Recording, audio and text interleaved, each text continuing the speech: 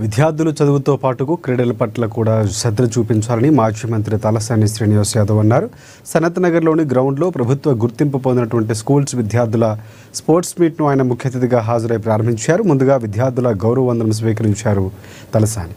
విద్యార్థులకు తల్లిదండ్రుల తర్వాత విద్యా బుద్ధులు చెప్పి సన్మార్గంలో నడిపించేది ఉపాధ్యాయులు అని పేర్కొన్నారు. క్రీడల్లో గెలుపు ఓటములు సహజమని, లక్ష్య సాధన కోసం ఏకాగ్రతతో కృషి చేయాలని పిలుపునిచ్చారు.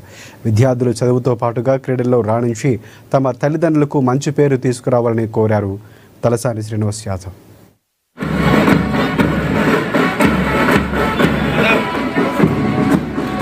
హైదరాబాద్ జంటనగర్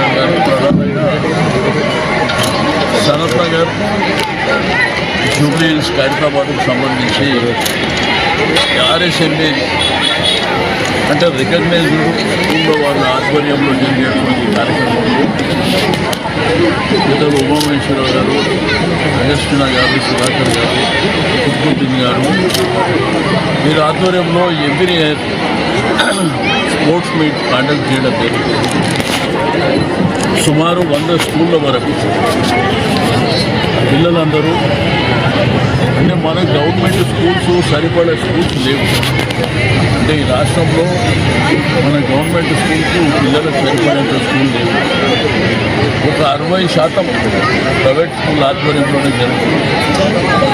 అయితే రోజు నిత్యం పిల్లల ఎడ్యుకేషన్ కానివ్వండి, వాళ్ళ డ్రెస్ కానివ్వండి, రకరకాల అంటే వన్స్ పేరెంట్స్ పిల్లల్ని స్కూల్ పంపించమని ఇక్కడ ఉన్నటువంటి టీచర్ కానీ, కరెస్పాండెంట్ కానీ వాళ్ళ సొంత పిల్లల్లాగా మరి బ్రహ్మాండంగా చదివించడంతో పాటు సనత్ నగర్ వెల్ఫేర్ గ్రౌండ్ లోపల దాదాపు ఒక 10 సంవత్సరాల నుంచి మేము ప్రతి సంవత్సరము ఈ సెప్టెంబర్ లోపల ఈ యొక్క స్పోర్ట్స్ ఈవెంట్ మేము కండక్ట్ చేస్తాము.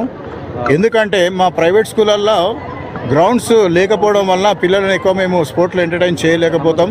కాబట్టి మా అసోసియేషన్లో ఉన్న స్కూల్స్ అన్నీ దాదాపు 100 స్కూళ్ళు అంటే ఒక 3,000 మంది పిల్లలకు పైగా ఇక్కడ 3 రోజులు ఒక పండుగ వాతావరణంలాగా వాళ్ళకు క్రికెట్ అని, ఖోఖో అని చెప్పేసి, రన్నింగు, చెస్, తర్వాత థగ్ ఆఫ్ వార్ ఇలాంటి గేమ్స్ అన్నీ వాళ్ళకు కండక్ట్ చేయడం జరుగుతుంటుంది.